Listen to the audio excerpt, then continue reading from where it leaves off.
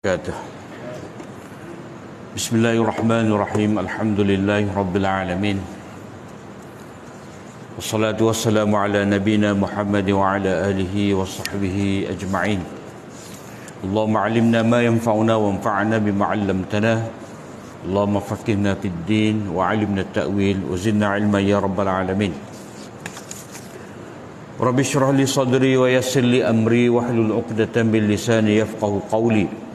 سبحانك لا علم لنا إلا ما علمتنا إنك أنت العليم الحكيم ولا حول ولا قوة إلا بالله. Alhamdulillah, syukur kita pada Allah SWT. Pagi ini kita sambung lagi kuliah tadabbur kita, surah Hud. Masih lagi surah Hud, ayat yang ke-109, surat 243. A'udzu billahi minasy syaithanir rajim. فلا تك في مرية مما يعبد هؤلاء ما يعبدون إلا كما يعبد آباؤهم من قبل وإنا لموفوهم نصيبهم غير منقوص ولقد آتينا موسى الكتاب فاختلف فيه ولولا كلمة سبقت من ربك لقضي بينهم وإنهم لفي شك منه مريب فلا تك في مرية مما يعبد هؤلاء. Wahai Muhammad, maka dengan sebab itu janganlah engkau ragu-ragu tentang apa yang mereka sembah itu, yakni apa yang mereka sembah selain daripada Allah.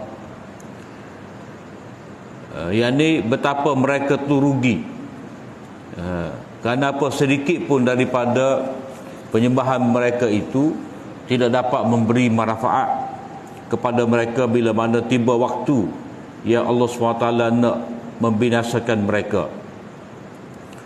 Mana ayat ni Allah SWT sebut sebagai komentar, setelah mana Allah SWT cerita satu persatu 7 kisah dalam surah ni, yang mana bila mereka tetap engkar, tetap kufur walaupun telah diberi amaran, maka tiba waktunya itu Allah SWT akan hukum mereka. Maka nyatalah apa yang mereka sembah itu tidak dapat menolong mereka. Jadi hal ini balik kepada ayat 101. Fama aghnat anhum alihatuhum allati yad'una min dunillahi min syai'in lamma jaa amru rabbik. Jadi walaupun ayat ni Allah Taala tujukan kepada Nabi, sebenarnya dalam masa yang sama teguran yang keras, ancaman terhadap golongan musyrikin, yang mana orang kafir Quraisy ni, kamu tidak perlu meragui tentang kesyirikan mereka itu. Kenapa? Kerana mereka tetap berdegil. Mereka tetap berdegil, mereka tidak mahu menerima wahyu yang disampaikan kepada kamu itu. Kenapa? Ma ya'buduna illa kama ya'budu aba'uhum min qabl. Sama sahaja, mereka itu tidak menyembah melainkan apa yang disembah oleh datuk nenek sebelum daripada mereka itu. Yakni mereka tu tidak ada hujah, tidak ada dalil dalam kesyirikan mereka itu, dalam perbuatan mereka menyembah menyeru selain daripada Allah Ta'ala itu. Mereka hanya turut bertaklid, mereka hanya turut apa yang dibuat oleh datuk nenek moyang mereka.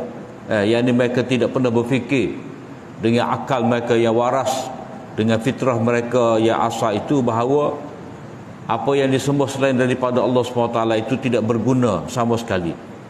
Jadi dengan sebab itulah kamu, wahai Muhammad, jangan kamu ragui tentang kesyirikan mereka itu. Maknanya amaran kepada orang kafir Quraisy, kamu tidak ada langsung bukti dalam penyembahan berhala. Dan lihatlah umat terdahulu yang telah dibinasakan oleh Allah SWT, maka jangan kamu rasa sangsi sedikit pun bahawa azab itu akan datang menimpa kamu. Jadi walaupun khitab ni, walaupun mesej ni ditujukan kepada Nabi, tetapi pada hakikatnya ini adalah amaran keras terhadap musyrikin Mekah, yang mana mereka tu menyembah selain daripada Allah Ta'ala. Pasti mereka akan mendapat hukuman seperti mana umat yang terdahulu. Wa inna lamuwafuhum nasibahum ghaira manqus. Kami sesungguhnya akan menyempurnakan balasan mereka itu, habuan yang mereka akan dapat akibat daripada syirik mereka itu, ghaira manqus, tanpa dikurangkan sedikit pun. Maknanya Allah SWT akan membalas setiap daripada kejahatan manusia ni sesuai dengan apa yang mereka buat, dengan sifat adil dia. Allah SWT dengan sifat adil dia, Allah SWT akan hukum manusia dengan sempurna. Walaqad atayna Musal kitaba fakhtulifa fih. Ini adalah tasliyah kepada Nabi, yakni umat kamu yang mana mereka tu engkar degil, mereka berpegang teguh dengan tradisi resam nenek moyang mereka. Mereka hanya bertaklid kepada nenek moyang mereka. Kamu jangan bimbang. Disebabkan mereka bertaklid kepada nenek moyang mereka itu, mereka tidak mahu mendengar kalam Allah yang Ta'ala yang disampaikan oleh kamu, maka kamu tidak perlu rasa gundah, kamu tidak perlu rasa sedih, kerana pasal manusia dah.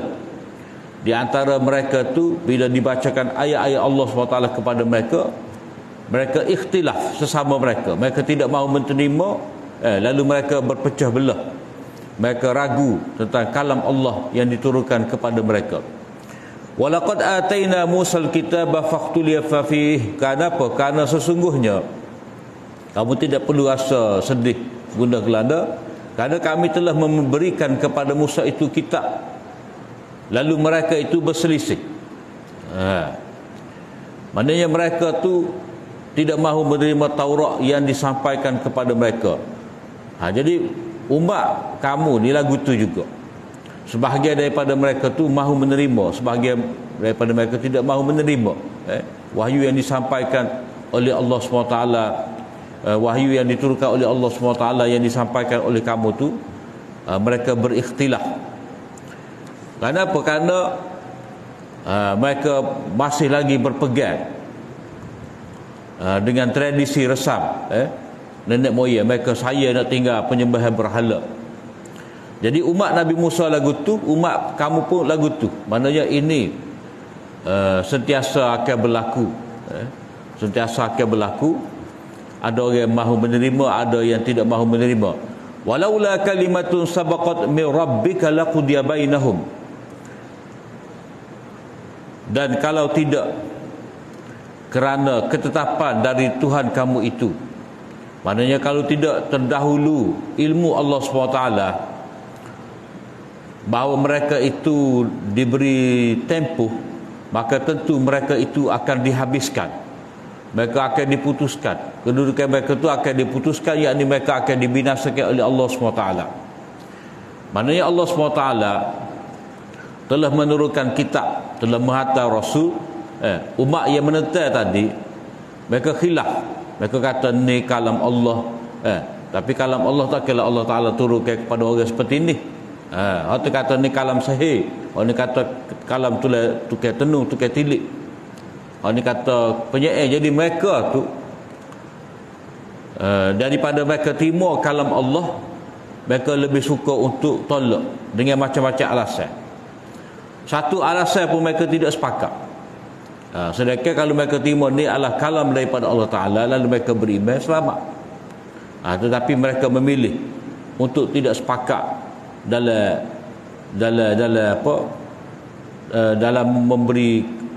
mengambil sikap. Mereka tidak sepakat dalam mengambil sikap tentang kalam Allah ni. Lalu mereka tuduh kalam Allah ni bukan kalam Allah. Jadi keadaan mereka yang engkar tadi, sehingga mereka berselisih pendapat tentang kalam Allah. Kalau Allah SWT nak binasakan segera, mereka boleh. Maknanya itu fakhtulifa fih itu menggambarkan sikap engkar mereka, sikap degil mereka, tidak mahu menerima isi kandungan kitab. Jadi kalau mengikut kaedahnya, mereka itu boleh Allah Ta'ala nak hapuskan selalu, segera. Tetapi walaula kalimatun sabaqat min rabbika la qudiya bainahum. Kalaulah tidak sabit adanya ketetapan Allah SWT, yang di dalam ilmu dia bahawa mereka itu akan dibinasakan nanti, tentu Allah SWT binasakan mereka segera. Yang ini telah tetap dalam ilmu Allah Ta'ala, iaitu memberi tempoh kepada mereka. Mana sementara waktu azab tu mari, maka ikut kamulah. Dah kamu degil nak buat apa-apa, ikut kamu. Tapi bila tiba waktu dia, kamu akan dibinasakan oleh Allah SWT. Jadi untuk seketika ni kamu diberi tempoh.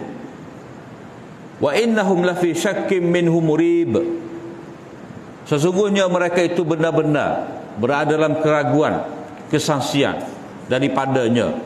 Jadi mereka itu benar-benar merasa ragu tentang kalam Allah yang diturunkan kepada mereka.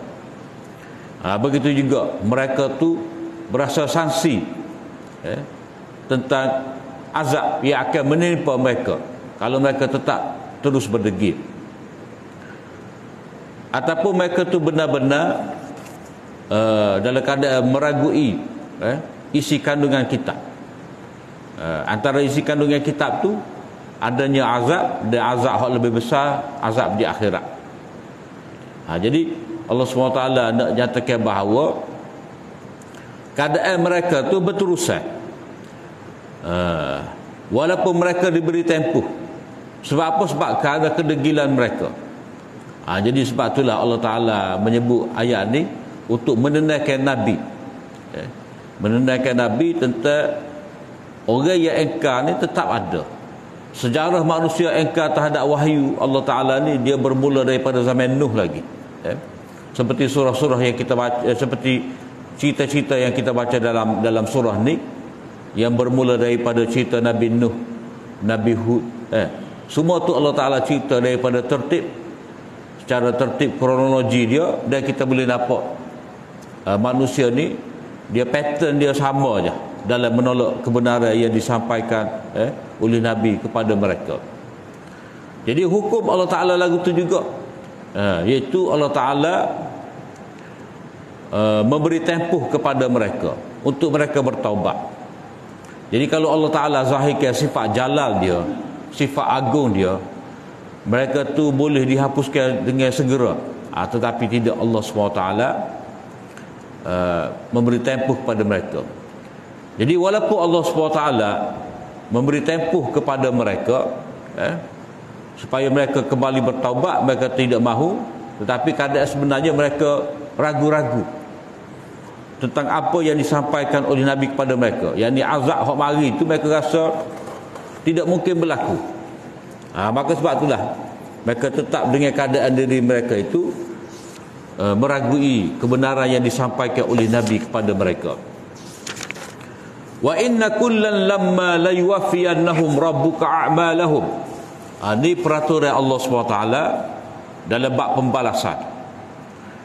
Sesungguhnya kepada masing-masing yang berselisih tadi, tidak dapat tidak Tuhan kamu akan menyempurnakan amal mereka.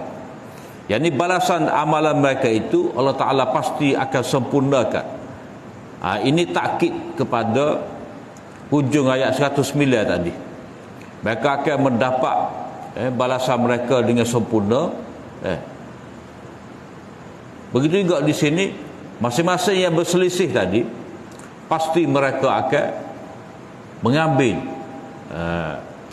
balasan mereka yang sempurna. Sebab apa? Innahu bima ya'maluna khabir. Sesungguhnya dengan apa yang mereka kerjakan itu, maknanya perbuatan-perbuatan hamba tadi, ia beriman, yang kufur, yang syirik, ia taat, ia engkar, Allah SWT Maha mengetahui dengan mendalam. Maknanya di sini segala perbuatan mereka, a'malahum itu, Allah Ta'ala Maha mengetahui. Maka dengan sebab itulah pembalasan ini akan sempurna, tidak akan kurang sedikit pun. Mana Allah Ta'ala akan catat segala amal mereka. ada malaikat yang memberi saksi. Tubuh badan mereka tu sendiri yang memberi saksi kejahatan-kejahatan yang mereka buat. Jadi di sini Allah Ta'ala dahulukan perbuatan manusia sebelum daripada sifat dia. Dalam setengah ayat dah baca setengah ayat tu, wallahu khabirum bima ya'malu. Dah sebut nama dia dulu, kemudian barulah perbuatan hamba. Tapi di sini Allah SWT menyebut innahu bima ya'maluna khabir. Allah Ta'ala dahulukan sebutan perbuatan manusia, barulah sebut sifat dia. Kenapa? Kerana di sini penumpuan dia, fokus itu adalah kepada perbuatan manusia. Perbuatan manusia tu menjadi kepentingan utama di sini. Maka Allah Ta'ala dahulukan sebutan perbuatan manusia, barulah dia sebut sifat dia. Maknanya manusia tu dia kena tengok balik, menginsafi perbuatan-perbuatan dia. Dalam tempat yang lain, kalau kata perbuatan Allah SWT itu menjadi tumpuan, maka Allah Ta'ala akan dahulukan sifat dia. Macam dalam surah Ali Imran, fa'athabakum ghamman bi ghammin likay la tahzanu ala ma fatakum wala ma asabakum wallahu khabirum bima ta'malun. Ayat 153. Allah SWT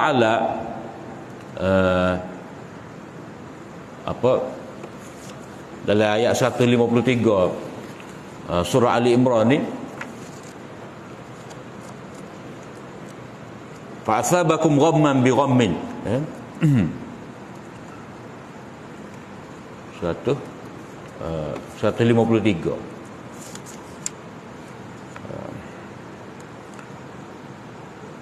Allah SWT menimpakan ujian kepada kamu, kesedihan demi kesedihan, agar kamu tidak bersedih lagi terhadap apa yang luput daripadamu dan terhadap apa yang menimpa kamu. Wallahu khabirum bima ta'malun. Jadi bila mana tumpuan utama adalah perbuatan Allah Ta'ala, bukan perbuatan manusia, maka Allah Ta'ala sebut sifat dia dulu. Itu beza dia. Setengah tempat tu khabir duduk depan, setengah tempat tu khabir duduk belakang. Jadi perbuatan menurunkan kesedihan, mari macam-macam ujian, diserai oleh musuh, ditimpa dengan macam-macam musibah, hilang ditarik daripada kamu perkara-perkara benda-benda tertentu ni, itu adalah perbuatan Allah. Sedang Allah Ta'ala maha mengetahui dengan mendalam apa yang kamu buat. Yakni kalau kami buat kepada kamu tu, apa reaksi kamu, kami maha mengetahui. Cuma di sini wa innahu bima ya'maluna khabir, penumpuan itu adalah kepada perbuatan hamba, maka Allah SWT lewatkan sebutan nama dia. Itu dari segi tertib susunan kalimah dalam Al-Quran. Fastaqim kama umirta wa man taba ma'aka wa la tatghaw innahu bima ta'maluna basir. Maka dengan sebab itulah kamu kena beristiqamah. Maknanya taklimat kepada Nabi. Setelah kamu memahami keadaan umat kamu yang kufur, yang engkar tadi, dia masih lagi meragui tentang kedatangan azab, dan mereka tidak percaya pembalasan akan menimpa mereka dengan sempurna, maka kamu sebagai ahli tauhid yang menyampaikan kebenaran hendaklah tetap teguh di atas kebenaran. Fastaqim kama umirta wa man taba ma'aka wa la tatghaw. Hendaklah kamu tetap teguh, istiqamah, yakni tetap berada di atas jalan yang lurus seperti mana kamu diperintah. Jadi perintah ni perintah yang berat. Maka sebab itulah surah ni menyebabkan Nabi ni berubah. Berat kepada Nabi surah ni. Kerana apa? Kerana ada perintah supaya istiqamah seperti mana diperintah. Begitu juga telah diperintahkan kepada orang yang bertaubat bersama dengan engkau itu. Maknanya kamu dan umat kamu yang kembali kepada Allah dengan bertaubat, hendaklah istiqamah. Mana perintah istiqamah ni ditujukan kepada Nabi dan juga kepada umat Nabi. Wala tatqau, dan janganlah melampaui batas. Mana ini penekanan kepada istiqamah, sebab istiqamah ni tetap teguh di atas jalan yang lurus, tidak lebih dan tidak kurang. Mana kena menyempurnakan dalam ibadat, buat seperti mana yang Allah SWT suruh, dan tidak boleh melebihi, hulu, telajak. Telajak pun berlebih-lebihan dalam ibadat pun tidak dibenarkan. Wala tatghaw, dan janganlah kamu melepasi hak. Maknanya kamu janganlah melepasi hak kamu sebagai hamba Allah. Cuba keluar daripada garis panduan Allah. Jadi garis panduan kita ni, kita sebagai hamba Allah kena terikat dengan peraturan hukum yang telah ditetapkan oleh Allah Subhanahu Wa Taala.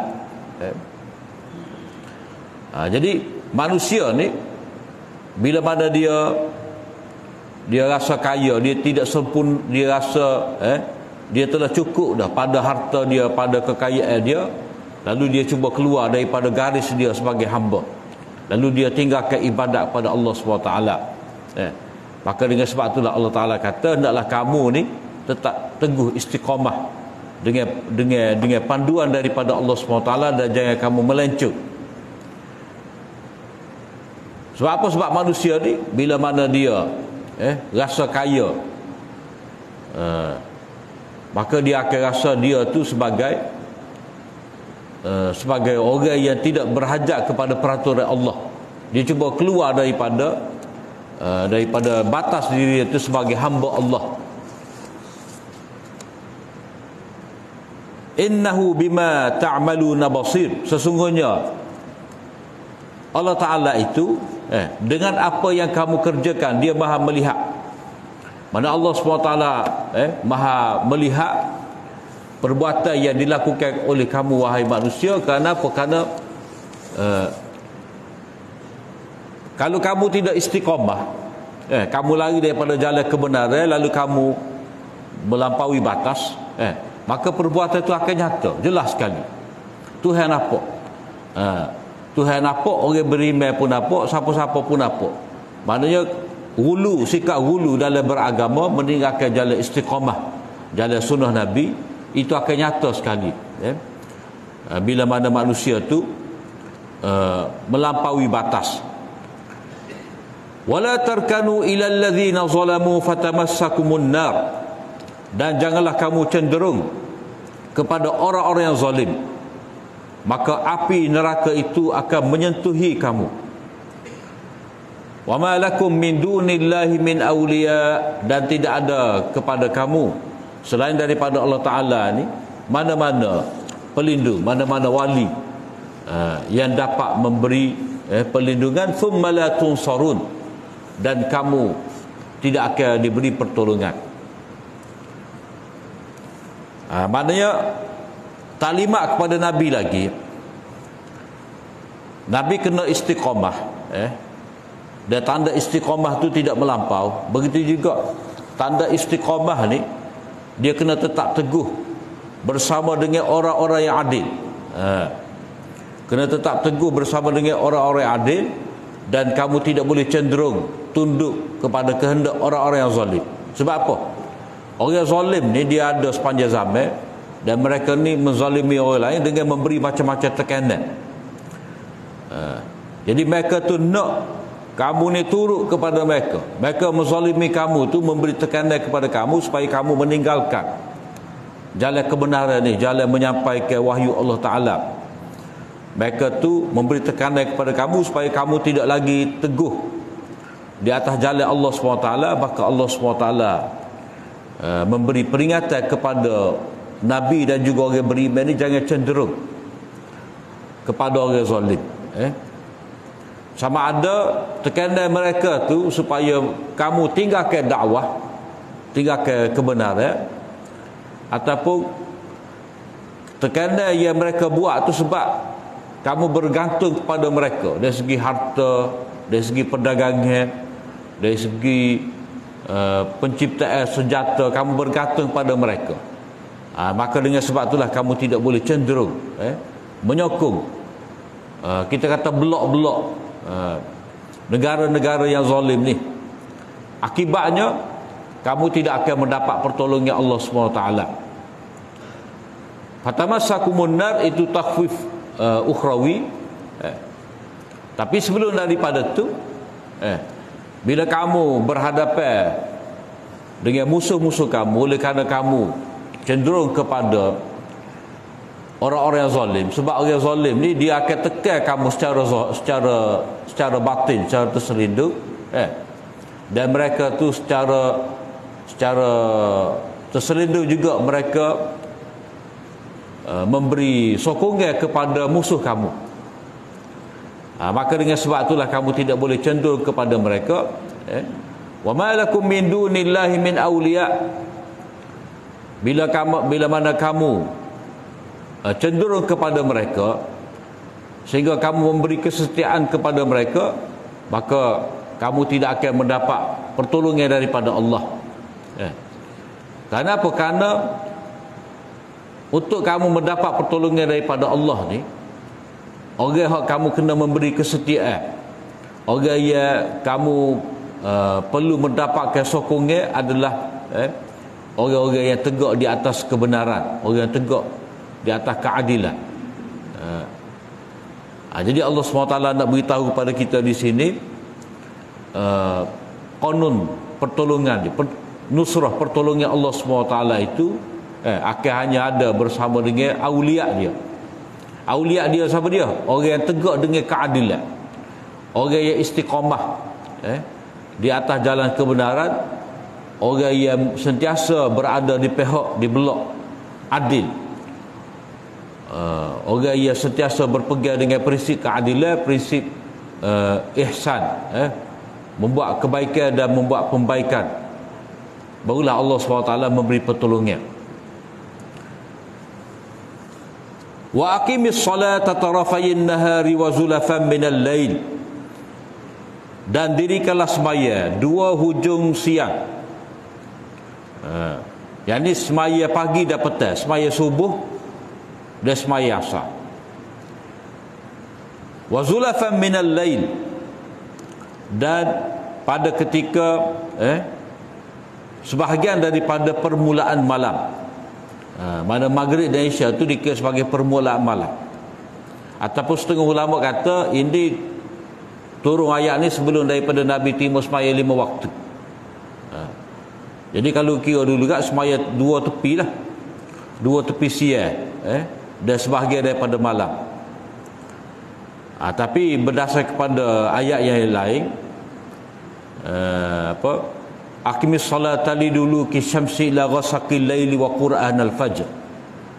Dalam surah Isra tu itu sudah ada dah secara isyarat semaya 5 waktu. Jadi dalam semaya, dalam ayat ni ada disebutkan semaya 5 waktu juga. Dua tepi siang tu itu semaya subuh, zuhur dan asar. Wa zulafan minal lail, sebahagian daripada malam, permulaan malam itu adalah semaya maghrib dan isya. Jadi perintah supaya Nabi SAW semaya ni, supaya Nabi mendapat kekuatan. Sebab apa? Syarat untuk mendapat pertolongan, kamu jangan cenderung kepada orang zalim, tetapi hendaklah kamu bersama dengan wali-wali Allah, orang yang menegakkan kebenaran, barulah kamu mendapat pertolongan. Jadi di antara sifat awliya Allah ni, mereka teguh mendirikan semaya.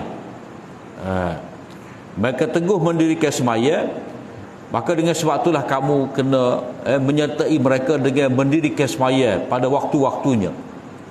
Dan faedah kamu akan dapat, innal hasanati yudhibnas sayyi'at, sesungguhnya kebaikan-kebaikan itu, maknanya semaya dan apa yang terkandung dalam semaya, baca Al-Quran, tilawah, zikir, takbir, doa, dan juga perbuatan sebelum daripada semaya, kamu menutup aurat, kamu berwudu, semua tu akan menghapuskan kejahatan-kejahatan.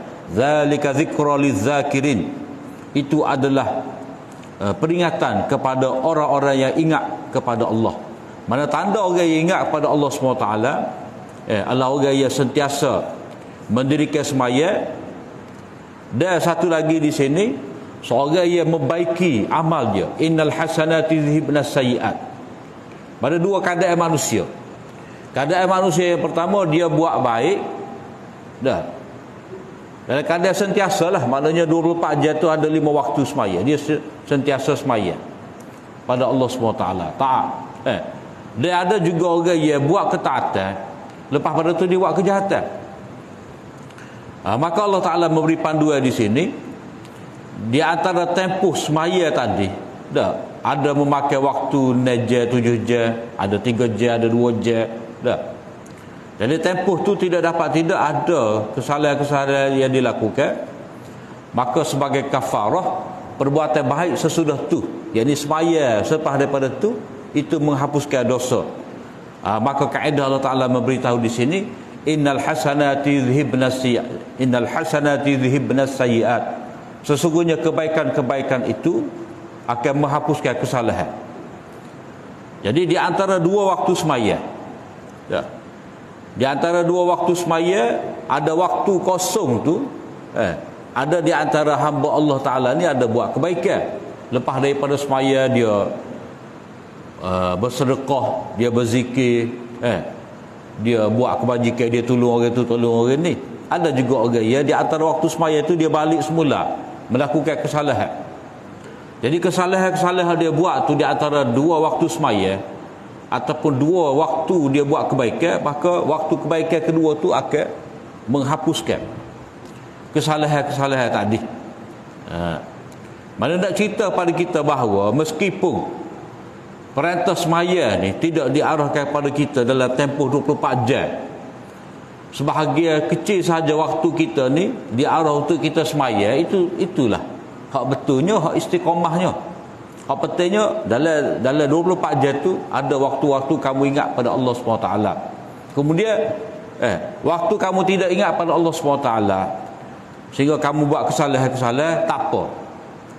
Kenapa? Kerana peluang untuk kamu baiki kesalahan tadi ada, jadi kamu semaya pula lepas pada tu. Jadi dosa di antara dua waktu tu akan dihapuskan oleh amal kebaikan yang dibuat selepas pada tu. Zalika zikrul lizakirin, yani orang itulah peringatan kepada orang yang ingat pada Allah Ta'ala. Maknanya orang yang ingat pada Allah Ta'ala ni ada dua macam. Yang pertama dalam keadaan dia sentiasa taat pada Allah Ta'ala, dia ingat pada Allah Ta'ala. Ada juga orang yang dia buat kebaikan, dia ingat pada Allah Ta'ala, dia buat kesalahan, dia lupa pada Allah Ta'ala. Cara dia nak ingat balik pada Allah Ta'ala, maka dia pun buat kebaikan semula. Jadi pada waktu itulah dia beristighfar, bertaubat kepada Allah Ta'ala. Wasbir fa innallaha la yudhi'u ajral muhsinin, dan bersabarlah.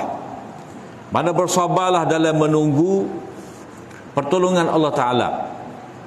Seperti mana bersabarlah dalam melaksanakan perintah-perintah Allah Ta'ala tadi, dalam mendirikan semaya, dan bersabarlah dalam kamu menahan diri kamu, kawal diri kamu daripada tu syahwat kamu, bersabarlah kamu daripada melakukan dosa. Jadi seringkali Allah Ta'ala menyebut antara semaya dan sabar. Ya ayyuhallazina amanu ista'inu bis-sabri was-salah. Untuk dapat pertolongan kena sabar. Untuk berhadapan dengan musuh kena sabar. Untuk lawan syahwat pun kena sabar dan bersama dengan semaya.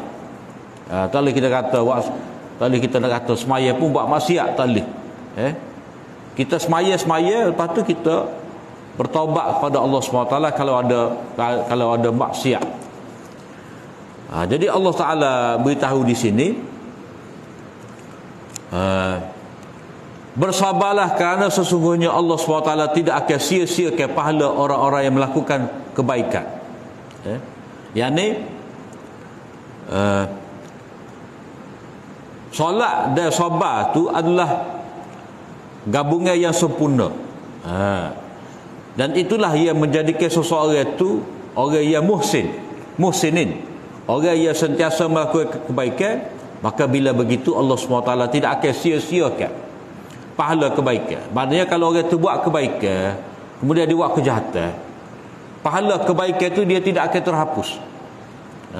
Melainkan ada amalan-amalan tertentu lah menyebabkan kebaikan dia terhapus, seperti dia hasad dengki, tu menyebabkan amal dia rosak.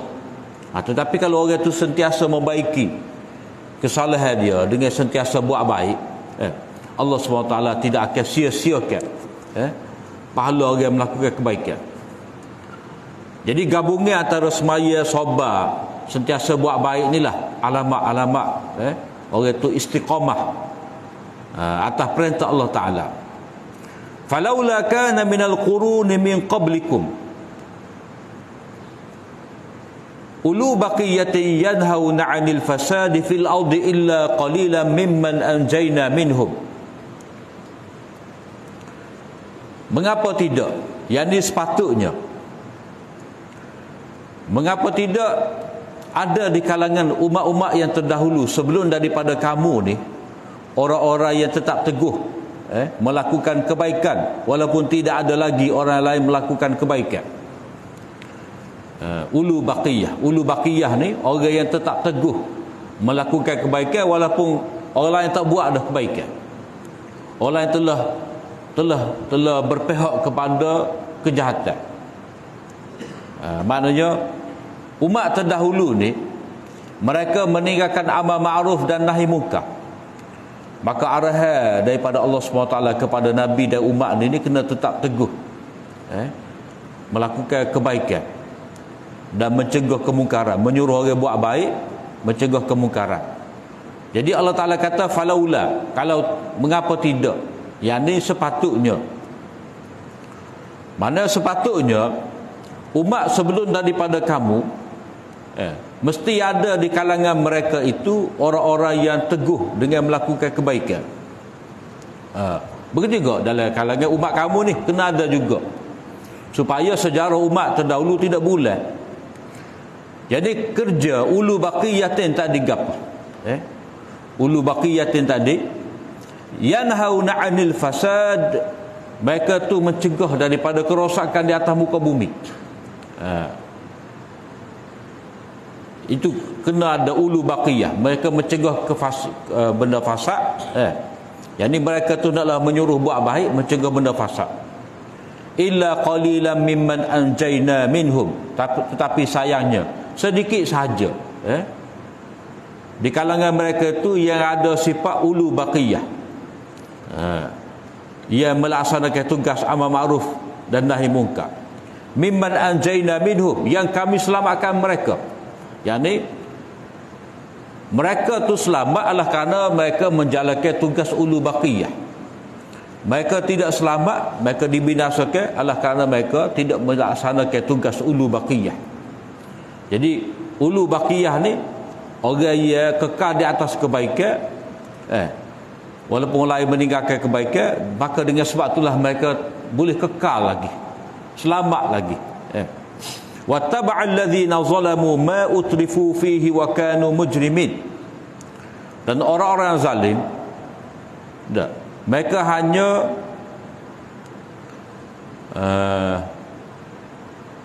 mengikuti dan orang-orang yang zalim itu mereka hanya mementingkan kemewahan, dan mereka itu adalah orang-orang yang melakukan jenayah, banyak melakukan dosa. Mereka melakukan dosa syirik kepada Allah Ta'ala, dan mereka melakukan kezaliman. Maknanya orang-orang zalim ni mereka hanya mementingkan kemewahan mereka, mereka hanya mengutamakan kemewahan mereka. Mereka tak fikir dah itu perbuatan zalim, mereka menganiaya orang lain. Maka dengan sebab itulah mereka itu adalah orang-orang yang mujrimin, banyak melakukan dosa. Jadi bila banyak melakukan dosa, maka pasti Allah Ta'ala akan membinasakan mereka. Jadi bila mana mereka manusia ni dia tidak beriman pada Allah Ta'ala dan mereka mengutamakan kehidupan dunia, jadi tak kira lah macam mana cara mereka dapat dunia tu, sama ada dengan cara zalim, cara kufur kepada Allah Ta'ala, cara buat jahat pada orang lain. Asalkan hak mereka nak tu mereka nak menikmati. Mengikut kehendak mereka. Mereka minum arak sampai mabuk. Mereka buat macam-macam kejahatan. Sebab apa? Sebab mereka memetikkan kemewahan dunia. Mereka nak berjoli, berpoya-poya. Sebab apa? Mereka rasa inilah sebenar-benar kehidupan. Jadi orang-orang zalim seperti ini, mereka tenggelam dalam kemewahan, maka cukup syarat kepada Allah Ta'ala untuk membinasakan mereka. Wa ma kana Allah wa ma kana rabbuka liyuhlikahum wa ma kana rabbuka liyuhlika ahlal qura wa ma kana rabbuka liyuhlikal qura wa bizulmin wa ahluha muslihun. Ini peraturan Allah Ta'ala. Wa ma kana rabbuka, dan tidaklah Tuhan kamu itu, yang sebagai ketetapan dia, akan membinasakan kota-kota dengan sebab kezaliman yang dilakukan oleh mereka, wa ahluha, selagi penduduk kota tadi melakukan kerja-kerja pembaikan. Mana Allah SWT hanya membinasakan satu umat yang berada dalam satu kota tadi, bila mana umat tadi meninggalkan kerja-kerja islah, kerja-kerja supaya menyuruh orang melakukan kebaikan, mencegah orang daripada melakukan mungkar. Itulah kerja-kerja islah. Jadi selagi ada Nabi dan umat Nabi ulu baqiyah tadi yang terus-menerus berusaha untuk membaiki kerosakan yang ada dalam kota tadi, maka Allah Ta'ala masih lagi memberi tempuh kepada mereka. Jadi bila Allah Ta'ala arahkan Nabi dan juga orang beriman tadi berpindah ke tempat yang lain, macam Allah Ta'ala arahkan kepada Nabi Lut dan keluarga dia tu supaya pergi meninggalkan penduduk tadi. Begitu juga Allah Ta'ala arahkan Nabi Nuh naik atas kapal meninggalkan umat dia. Maka bila begitu Allah Ta'ala akan hancurkan. Maknanya orang-orang maksiat ni, orang yang kufur dan syirik ni, mereka kena rasa beruntunglah ada orang beriman yang menegur mereka, membaiki kejahatan-kejahatan mereka. Tapi tak salah pula orang beriman tadi tinggalkan usaha amal ma'ruf dan nahi munkar, lalu mereka menyertai orang zalim, orang melakukan kefasidan, kejahatan. Jadi bila begitu cukup syarat bagi Allah Ta'ala untuk membinasakan mereka.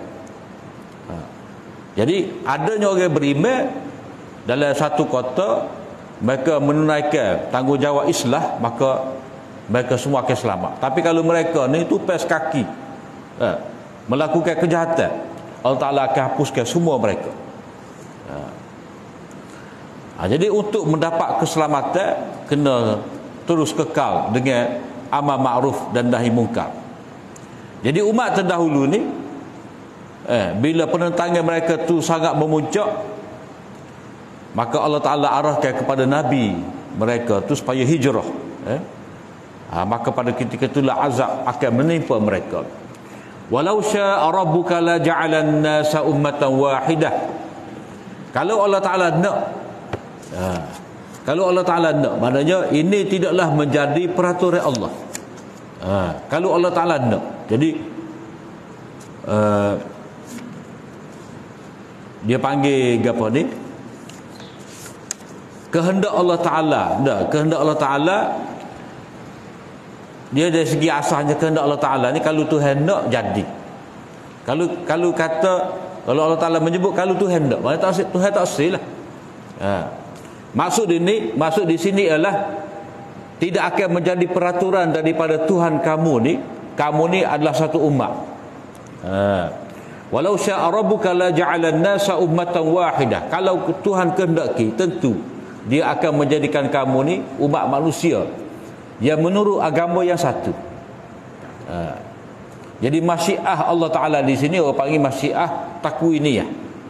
Dari segi kejadian peraturan alam dia. Jadi Allah Ta'ala ada dua kehendak, kehendak kauniyah, satu lagi kehendak syar'iyah.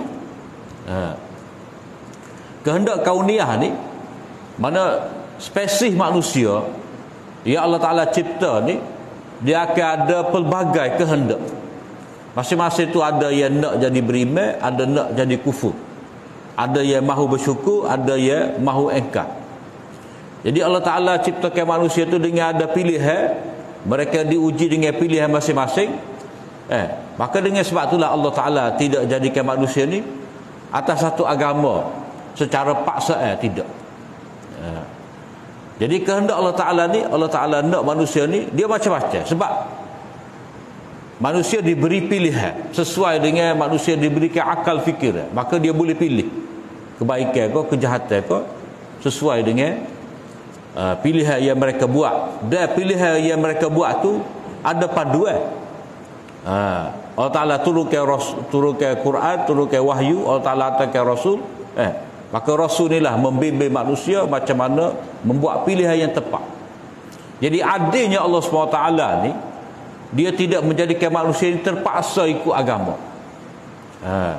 Jadi nak ikut agama ni terserah pada diri manusia. Liman syaa minkum ay yastaqim. Kepada siapa ya di antara kamu nak berada di atas jalan yang lurus, dia pilih. Jadi kehendak Allah Ta'ala di sini, dia tidak jadikan kamu sebagai satu umat. Dia boleh tapi dia tak sah. Ini orang panggil masyiah takwiniyah ataupun masyiah kauniyah. Dari segi perjalanan alam ni, seperti mana Allah Ta'ala ni dia berkuasa nak menjadikan manusia ni semua lelaki ataupun semua perempuan, tetapi itu tidak menjadi kehendak dia. Jadi kehendak dia ni nak jadikan manusia ni berbeza-beza, ada lelaki ada perempuan. Itu orang panggil peraturan kauniyah. Wala yazaluna mukhtalifin, manusia tu sentiasa akan berbeza pendapat, ada berbeza kehendak. Sebab apa? Sebab memang manusia ni dia diberikan akal, diberikan pilihan. Jadi masing-masing ada kehendak. Illa man rahima rabbuk, kecuali orang yang Allah Ta'ala memberi rahmat, yakni memberi rahmat kepada mereka dengan memberi hidayah dan taufik. Jadi ayat 118 tu, itu adalah peraturan Allah Ta'ala dalam bab memberi menguji manusia, qanun ibtila. Illa ma rahima rabbuk, ini di bawah bab ataupun qanun hidayah. Kecuali orang yang Allah SWT memberi rahmat kepada mereka, yakni mereka menerima hidayah, mereka mendapat taufik. Jadi mereka ni tidak berselisih daripada agama yang benar. Walidzalika khalaqahum, dengan sebab itulah mereka itu diciptakan oleh Allah SWT. Mana mereka diciptakan oleh Allah SWT dengan memberi pilihan, mereka nak pada hidayah ke tak sih. Wa tammat kalimatu rabbika, dan telah sempurna kalimah Tuhan kamu. Maknanya ketetapan Allah Ta'ala, kehendak dia telah sempurna bahawa la amla'anna jahannama minal jinnati wan nasi ajma'in, dia akan pasti memenuhkan neraka jahanam itu dengan manusia, dengan jin dan manusia semua sekali. Yakni sesiapa yang derhaka, yang meninggalkan jalan Nabi, mana Allah Ta'ala telah buat ketetapan orang yang ikut Nabi, ikut wahyu dia akan selamat, dan mereka itu akan ditempatkan dalam syurga sebagai alus sa'adah. Jadi orang yang dipenuhkan, orang yang dimasukkan dalam neraka ni adalah orang syaqawah, orang yang engkar, tidak mahu menerima hidayah. Wa kullan naqussu 'alaika min anba'ir rusuli ma nuthabbitu bihi fu'adak. Dan semua kisah yang kami ceritakan kepada kamu daripada kisah-kisah nabi-nabi itu, ma nuthabbitu bihi fu'adak, agar kisah ini dapat meneguhkan hati engkau wahai Muhammad. 7 cerita ni, 7 cerita ni ya Allah SWT ceritakan kepada engkau Muhammad supaya kamu tetap teguh. Sebab apa? Sebab kalau kita tengok awal surah ni, iaitu dalam ayat 12, dalam ayat yang ke-12 ni, fala'allaka tarikum ba'dha ma yuha ilaika wa dha'ikum bi sadruka an yaqulu laula unzila alaihi kanzun aw jaa ma'ahu malak. Ayat 12 ni dia sesuai dengan ayat 120. Maknanya keadaan yang dihadapi oleh Nabi itu ditekan oleh kaum Quraisy sehingga Nabi ni tak sah menyampaikan. Kemungkinan Nabi tidak mahu menyampaikan dakwah pada mereka sebab berat sangat penentangnya kepada mereka. Jadi untuk menenangkan Nabi ni, maka Allah Ta'ala ceritakan 7 kisah ni. Jadi dengan sebab itulah Nabi mendapat keteguhan, dapat istiqamah menyampaikan dakwah.